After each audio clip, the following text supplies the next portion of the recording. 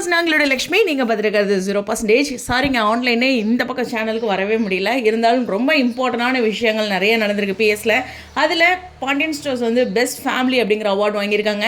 இது வரைக்கும் ஹாட்ஸ்டாரில் release பண்ணாதனால, episode release பண்ணாதனால எல்லாரும் போய் தேடிகிட்டே இருக்கீங்க. நம்பர் 1 பொசிஷனில் அதுலேயும் இருக்காங்க. அது மட்டும் இல்லை, மற்ற விருதுகள் அப்படிங்கும்போது நிரோஷாமாவுக்கு வந்து பெஸ்ட் மாம் கிடச்சிருக்கு, ஷரண்யாவுக்கு வந்து பெஸ்ட் கேரக்டர் கிடச்சிருக்கு. அஃப்கோர்ஸ் ஆல்ரெடி நான் சொல்லியிருந்தேன் பட்டிங் யங் பேர் அப்படின்ட்டு நம்மளுடைய ஆகாஷ் அண்ட் ஷாலினி, அதாவது கதிர்ராஜுக்கு கிடச்சிருக்கு. ஸோ எனக்கு தெரிஞ்சு 4 விருதுகள் வந்து பிஎஸ்க்கு கிடச்சிருக்கு. பொதுவாக பாக்கியலட்சுமியாக இருக்கட்டும், பாண்டியன் ஸ்டோர்ஸாக இருக்கட்டும், இந்த ஃபேமிலி அவார்டை வேறு அந்த ஒரு கேட்டகரியாக வந்து இந்த 2 சீரியல் தான் அப்படிங்கிற லெவலுக்கு மோஸ்ட்லி ராஜ்யம் பண்ணியிருக்காங்க. இந்த முறை PS2க்கு கிடச்சிருக்கு. ஸோ ஒரு பெரிய வாழ்த்துக்கள். அடுத்து ரொம்ப முக்கியமான விஷயம், அந்த 10 லட்சம் அப்படிங்கிற ஒரு விளம்பரம் நம்ம எப்போ இந்த நியூஸ் பேப்பரில் பார்த்தோமோ அப்போவே ராஜி அந்த 10 லட்சத்தை எடுத்துட்டாங்க அப்படின்ட்டு இருக்கு. பட் அந்த டான்ஸ் சொல்லி கொடுப்பார்ல, அவர் ஒரு அப்டேட் கொடுத்துருந்தார், சத்யான்னு நினைக்கிற அவரோட நேமு. ஸோ PS2வில் வரோம் அப்படிங்கிற மாதிரி. நான் ஏதோ ஃபைட் சீனுக்கும் வருவார், அவர் வில்லன் கேரக்டரும் பண்ணுவார். பட் டான்ஸும் அவருக்கு ரொம்பவே நல்லா தெரியுங்கிறது, சூப்பராக பண்ணுவார். அதனால் எந்த ஏரியாவில் வராரு அப்படிங்கிறது தெரியலையே அப்படின்னு யோசிச்சுட்டு இருந்தேன். ஸோ இது மாதிரி PS2 ரிலேட்டடாக எங்கள் ஷூட்டிங் ஸ்பாட் அப்டேட் பார்க்கும்போது இவங்க வராங்கன்னாச்சும் கொடுக்கணும். 2-3 பேர் புதுசாக நியூ என்ட்ரி கொடுத்துருந்தாங்க. ஸோ இந்த காட்சிகளில் வராங்க இல்லையா, அதாவது சென்னை போகும்போது ராஜிக்கு கொஞ்சம் சவாலாக இருக்குது. எப்படியும் கதிரோட சப்போர்ட் இருக்கும், கதிரோட பிஸ்னஸ்க்கும் இது ஒரு பெரிய ஒரு உந்துதலாக இருக்கும். கண்டிப்பாக வந்து ராஜிக்கு இப்படி போல்டாக காட்டுறதெல்லாம் சூப்பரான விஷயம். அதே மாதிரி ஒரு இடத்துல ஃபேமிலி கிட்ட வேணாம் அப்படின்னு சொல்லும்போது நம்ம தன்னிச்சையாக போகும்போது ஏற்படுற சவால்களும் ரொம்ப இம்பார்ட்டன்ட் பண்ணியிருக்காங்க.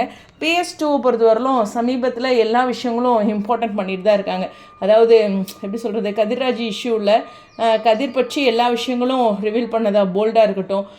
அப்புறம் வந்து இந்த இடத்துல நம்மளுடைய அரசி பற்றி அவ்வளோ அழகாக கொண்டு வந்தது, கோர்ட் ரிலேட்டடாக, அது ஊர் என்ன சொன்னாலும் அது மாதிரி எக்கச்சக்கமான விஷயங்கள் வந்து யதார்த்த வாழ்க்கையோட பிரதிபலிப்பாக இருந்திருக்கு. ரொம்ப பாராட்டக்கூடிய ஒரு விஷயம்.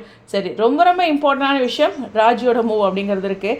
அது மட்டும் இல்லை, ஷரண்யா அவர்களுக்கு பெஸ்ட் கேரக்டர்.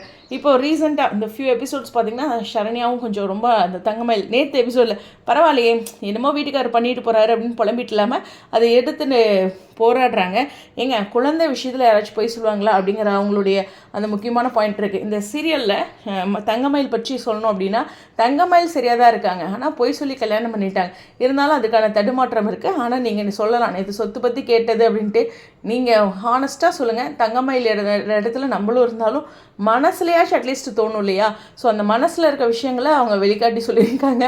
அதனால தான் 2 கேரக்டர் நாங்களும் மனசில் இருக்க விஷயத்தை தான் சொல்கிறோம் அப்படின்ட்டு நிரோஷமாகவும் அங்கே கோமதி கேரக்டரில் கேட்டது. எனிவேஸ், இதெல்லாம் ரொம்ப ஆராயக்கூடாது. பரவாயில்ல, தங்கமயிலுக்கும் அவங்க சேரனுக்கு கிடைச்சது இல்லையா, அது மாதிரியே இங்கே ஃபீமேலில் அவங்களுக்கு கிடைச்சதுக்கும் ஷரண்யாவுக்கு ஒரு பெரிய வாழ்த்துக்கள். ஆனால் ஷரண்யா அவ்வளோ போல்டான பொண்ணு, இந்த கேரக்டர் தாங்கி நிற்கிறது எனக்கு எப்பவுமே ஸ்பெஷலாக தான் தெரியுது.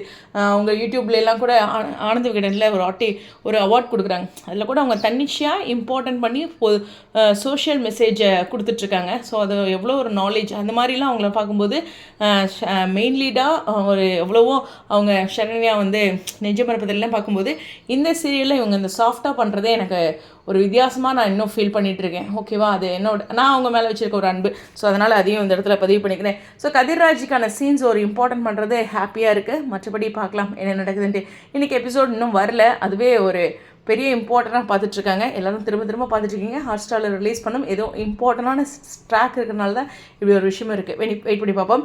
அப்புறம் அவார்ட் ஃபங்க்ஷனில் அவங்க நிறைய அப்டேட் கொடுத்துருந்தாங்க. இது கொடுத்தது எல்லாமே யார் சொல்கிறது, குமாரோட அப்பா தான். அவரோட ஃபோட்டோ விட்டுட்டு நான் எல்லாத்தையும் போட்டிருக்கேன். எனிவேஸ், ஒரு புரிதலுக்காக அவரோட இன்ஸ்டாகிராமில் எல்லாத்தோட பிக்கும் போட்டிருந்தாங்க. பாருங்கள் ஸ்டுடியோ.